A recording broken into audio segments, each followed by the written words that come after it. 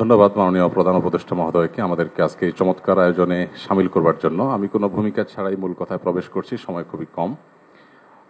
আমাদের এই ছোট্ট এবং ক্ষুদ্র বাংলাদেশে ছোট বড় অনেক সমস্যাই আমাদের আছে। আমাদের এখানে গ্রাম থেকে শহরে ভাই ভাইয়ে যে কলহ হয়, কোন্দল হয়, সেটা পৃথিবীর অনেক দেশে কিন্তু হয় না। এই বাস্তবতাকে আমরা মনে হয় কেউই অস্বীকার করতে পারবো না। আমাদের এখানে যে রাজনৈতিক কোন্দল হয়ে আসছে 50 বছর ধরে, পৃথিবীর অনেক দেশেই কিন্তু সেটি হয় না। আমাদের অন্য যত কলহ, কোন্দল, অসম্প্রীতি এ জাতীয় যে সকল বিষয় আছে যেগুলোর আমরা সবাই সমাপ্তি কামনা করি, সেগুলোর সাথে যদি আমাদের দেশের ধর্মীয় সম্প্রীতিকে আমি তুলনা করি, আমি এদেশের একজন নাগরিক হিসাবে আমি মনে করি যে আমাদের রাজনৈতিক কলহ, ব্যক্তিগত কলহ, পারিবারিক কলহের তুলনায় আমাদের দেশের ধর্মীয় কলহ উল্লেখ করবার মতো আছে বলে আমার কাছে মনে হয় না। অবশ্য এটি আমার মনে হওয়া না হওয়াতে কিছু আসে যায় না। এটি আমাদের সম্মানিত অন্য ধর্মাবলম্বী যে সমস্ত আমাদের বন্ধুরা আছেন, ভাইরা আছেন, শ্রদ্ধেয় ব্যক্তিবর্গ আছেন, এটি তাদের আমার মনে হয় বলতে হবে। আমি শুধু এটুকু বলবো যে 5ই আগস্ট আমার ফেসবুক পেজে কয়েক মিলিয়ন ফলোয়ার্সকে লক্ষ্য করে আমি একাধিকবার লাইভে এসেছি, যেটা আমার দীর্ঘ 10-12 বছরের সোশ্যাল মিডিয়ার ইতিহাসে কখনো আসেনি। প্রত্যেকটি লাইভে আমি চেষ্টা করেছি এদেশের সর্বশ্রেণীর সাধারণ মুসলমান সহ অন্যান্য ধর্মাবলম্বীদেরকে শান্ত রাখবার আহ্বান করার জন্য। চট্টগ্রামে যখন আইনজীবী আলিফ হত্যাকাণ্ড ঘটলো, সাথে সাথে আমি আমার দায়িত্ব থেকে নিজে এবং অন্যান্য আলেম ওলামাদের সাথে কথা বলেছি। আমি যতটুকু জানি এখানে অনেক সিনিয়র ব্যক্তিবর্গ আছেন, ওলামা একরাম আছেন। এদেশে ওলামা একরাম সবসময় সম্প্রীতি এবং শান্তি বজায় রাখার জন্য তারা কাজ করে চলেছেন।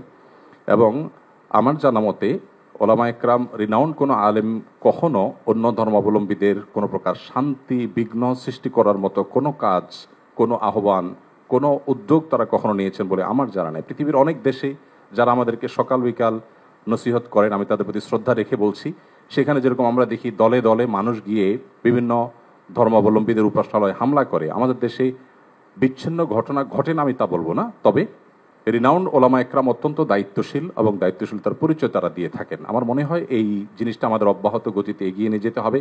আমি আমাদের অন্য ধর্মাবলম্বী যে বন্ধুরা আছেন, ভাইয়েরা আছেন, তাদেরকে বলবো প্রপাগান্ডায় আমরা যেন কোনোভাবে কান না দেই।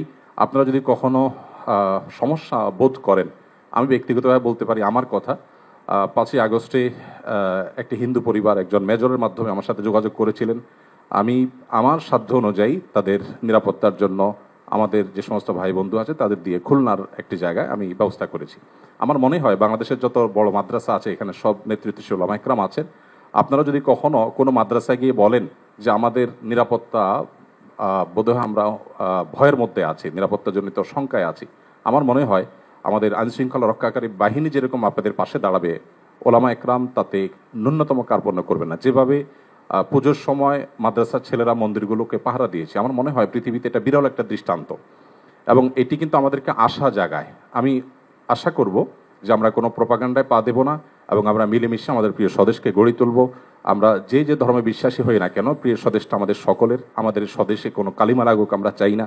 আমরা সকলের সম্মিলিতভাবে ঐক্যবদ্ধ থাকতে চাই, ঐক্যবদ্ধ রাখতে চাই। আমরা যদি সবাই ঐক্যবদ্ধ থাকি তাহলে আমাদের দেশটি ভালো থাকবে, আমরা ভালো থাকবো। আমি আশা করছি আমাদের ঐক্যে কেউ চির ধরাতে পারবে না এবং এক্ষেত্রে আমাদের সীসাডালা প্রাচীরের মতো চলতে হবে। আমাদের কোনো সমস্যার জায়গা থাকলে অবশ্যই আপনারা বলবেন, আমরা সেই জায়গাটাকে সংশোধন করব। কিন্তু আমরা আমাদের প্রিয় স্বদেশকে সমৃদ্ধ দেখতে চাই, মাথা উঁচু করে দাঁড়াতে পারে সেরকম দেখতে চাই। আমাদের তরুণরা আমাদেরকে যে নতুন বাংলাদেশ এনে দিয়েছেন, স্যারের নেতৃত্বে যে নতুন বাংলাদেশ এগিয়ে যাচ্ছে, এই অগ্রযাত্রাকে কোনো শক্তি যেন থামাতে না পারে। আমার মনে হয় ধর্ম বর্ণ নির্বিশেষে আমাদের প্রত্যেকেরই ঐক্যবদ্ধ থাকার, ঐক্যের শপথ নেওয়ার সময় এখন সবচেয়ে গুরুত্বপূর্ণ। সে বিষয়টি আমি সবার নজরে এনে আমি আবার বক্তব্য শেষ করছি। ধন্যবাদ সবাই।